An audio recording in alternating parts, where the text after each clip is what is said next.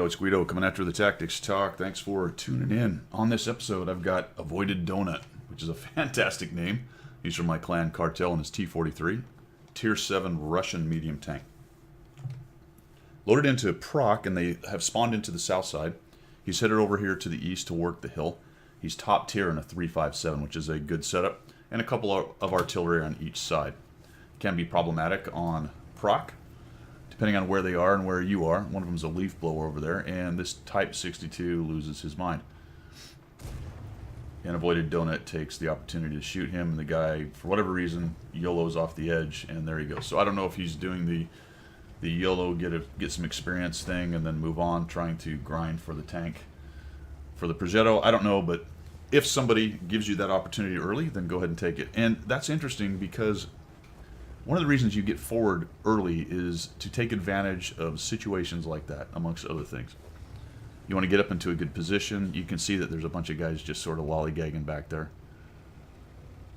And if you're up forward, ready to go, you're going to get extra damage. And he ended up getting a shot right there. So we've got a T-20 working there. He's got his turret just poking up. Avoided is going to punish him for that. And basically, Avoided is kind of double bushed right here. That T-20 is not quite close enough to the bush on the top edge that Avoided is not getting spotted when he does this. Sitting here in his T-43, we noticed that he doesn't have any paint on, so kind of irritating. Avoided, you should... Alright, he has not pushed up. Now, this is interesting on the top here because it's a relatively low-tier game, so it's not exactly following the meta. This ARL is being very foolish, kind of pushing up in here. It's just not really a great place to go. Normally, you would want to get up to the front edge of this hill. It's a nice shot right there. Kind of where you see the spotted T-20 right now sitting there. But the only way to make that work is if there's somebody down on 5-6 line, which he does not have anybody. So in this case, sitting back a little bit, not getting super aggressive is really the best idea for him right here. You can see that the Su-100 pushes in. The 01 experimental is too high. He's on the red line. Let's talk about that for a minute because Avoided is actually going to do the same thing here in a minute. Oh, look at that. I took away the HUD. All right, so let's pause. See how he's up high on the edge on the red line? See how much higher he is than if he was down here in this pit right in front? That just gives all these guys more shots on you. If you are going to push up to that edge, do the approach down here lower so that you can come up, take a look, spot him, and then crawl back down. You're still vulnerable to artillery. You can be shot sometimes by the TDs up at like A0 because they're going to have a higher vantage point right there. And if you're a tall enough tank, their guys down on the 5-6 line will have shots on your turret, but it's a much more difficult shot. Avoided really likes to take these kind of long range. He doesn't tend to zoom in very much. I tend to zoom in a lot more than he does. Not a big deal. It's just to taste. It's how you want to play the game. And down that guy goes. Doesn't seem to hurt him right there. I just like to fine-tune that shot a little bit more. Now, there's a shot on Avoided. I'm not sure. I think they were actually shooting at the M7 and missed him, and that shot just went near Avoided.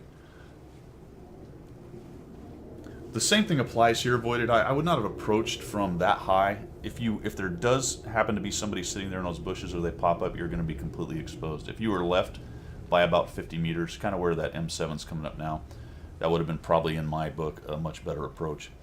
I agree with kind of coming up here. Take a look, see if there's anybody still hanging out on the back side of this thing. Doesn't really seem to be. Being kind of careful. Now, you know that ARL is there. I don't know if I would have broke cover at that point. I might actually shift it over to the left into the bushes a little bit more and tried to find that ARL first before kind of going out in the open. The good news is he's got terrible view range and he's just not seeing you. He's pointing at where the hits are coming, but he can't see you. I'd have dabbed too, man. This would have been over long ago. That guy would be dead. You'd have your hit points from him. Probably have the kill as well. If you'd have just dabbed 2, those would have gone in. Now we get to the Stug. The interesting thing about stuff like that where, hey, if you'd have just dabbed 2 or done something different to get that shot earlier is what... The question then becomes, what was the follow-on effect of that? And I'll tell you right there, more than likely the follow-on effect is you lost the kill or at least some shots on the Stug. You're going to end up actually getting him because he's still down in there. He's not really going to get away. But I think you would have probably actually got another full hit point shot on that guy. So it all cascades. every decision you make, whether it's good or bad, whether it's fast or slow, cascades into the next decision. And this ends up being a really good game, but you can still look at really good games and say, all right, well, where could I have got a little bit more damage? What could I have done better in a certain situation? How was my follow-on from one move to the next? How did they flow? Did I do it fast enough? Was it a little too slow? Was it too fast? All those things are in play, even on a great game, which is what this is going to end up being. Got 3 tanks out there, 2 artillery. The T-150 and the Scorpion are over on the other side. Those guys are dangerous. They can easily eat the hit points of this T-43. And he's going to continue to move up here. The BDR is unknown. He's around there somewhere, the Tier 5, and of course the 2 artillery, he doesn't know where those are. One of the likely spots is here on about A7-8. The other one is about A6 or 5. And of course A1 and 2. So he actually finds this guy right here.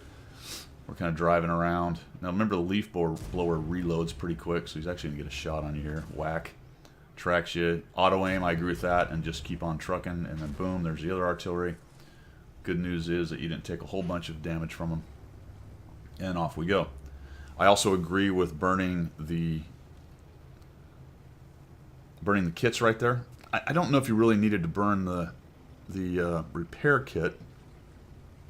I don't think you would have reloaded in time to get a shot on you. But the other consideration, and this may have been what's going through your head, hey, I need to keep moving. I want to get close and start farming the rest of this damage.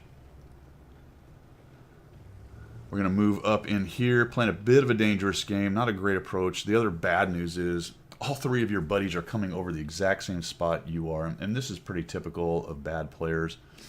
The only way they really know how to advance is wherever someone else is going, and they're thinking, well, it's safety in numbers, I'll go with these guys, / I'll sit back and snipe and farm as the more aggressive players get up there and light things. And this is what's going to happen here, is exactly that. Would have been much nicer if some of them would have spread out a little bit and gone to different places so there were different crossfires. But as it is, the T-67 rages in here. Avoided misses that, but he finds the artillery. This is going to be a good kill. Getting rid of this guy is important. T-67 dies. There wasn't a whole lot you could do. If you'd have raged in there and helped the T-67, it would have got you lit, and all of a sudden the 150 and the Scorpion are both shooting at you. Now pretty soon this BDR is going to know where you are because you're coming up here. It's a little bit dangerous on the depression here. This tank has decent depression, so you just have to be careful about this kind of upslope, but you worked it just fine. I like the approach. You're going to use this low or higher ground right here, or the low ground you're in and the higher ground in front of you. To approach up here, you've got some bushes, and then he's going to dodge over here. At first I thought he was going to dive down into the bowl to the left, but he actually comes through the bushes, which I thought was a pretty decent decision as well. You can see that the 30-45 gets on cap for I don't know what reason. I guess he wanted to let the enemy know where one of them were. I don't understand that. The M7's moving in, and we find the Scorpion here. There's that depression causing me a little bit of trouble. Whack. He gets hit. The 150 gets him. He's auto-aimed, the Scorpion. I like this. He's thinking about the next move. Moves on in here. Takes an aim shot, might as well. And now we're talking about trying to get a little circle action going on. So here we come. Yeah, oh, jeez. And there's the guy camping on the cap. Ends up TKing Avoided as he's attempting to get a shot in here. And that's just something an aggressive player is going to have to deal with. There's going to be campers and passives sitting in the back.